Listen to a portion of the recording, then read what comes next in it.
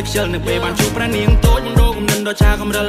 មានអារម្មណ៍ថាយើងទប់ស្គាល់គ្នាពីម្សិលថ្ងៃនេះបងនឹកដៃជីវ៉ាដើរទៅចូលតាស៊ីវិលគុំក្បែរនាងជំរៀងមន់បាយខំចង់ដៃភ្លេងខ្មែរប្រគំជូនពកគូស្នេហ៍ថ្មីចាំងទុំដឹងលឺញៀនមិនធ្វើសាស័យគេងចូលរោងជ័យបងស្មនអត់ថ្ងៃស្អែក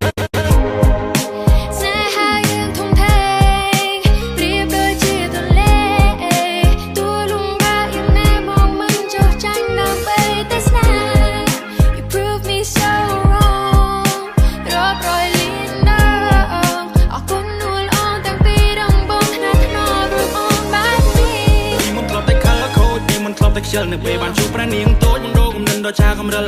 មានអារម្មណ៍ថាយើងទប់ស្គាល់គ្នាពីម្សិលថ្ងៃនេះបងនឹកដៃជីវ៉ាដើរទៅចូលតាស៊ីវិលគុំក្បែរនាងជំរៀងមន់បាយខំចង់ដៃភ្លេងខ្មែរប្រគំជូនពកគូស្នេហ៍ថ្មីចាំងទុំដឹងលឺញៀនមិនធ្វើសាស័យគេងចូលរោងជ័យបងស្មនអត់ថ្ងៃស្អែក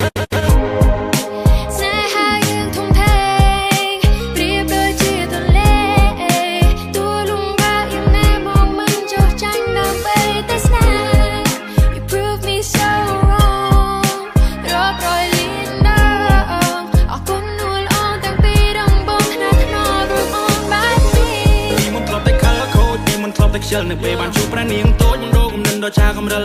មានអារម្មណ៍ថាយើងទប់ស្គាល់គ្នាពីម្សិលថ្ងៃនេះបងនឹកដៃជីវ៉ាដើរទៅចូលតាស៊ីវិល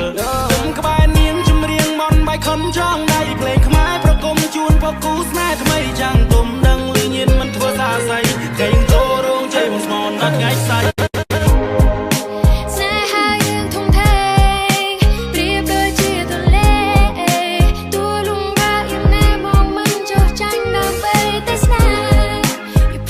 So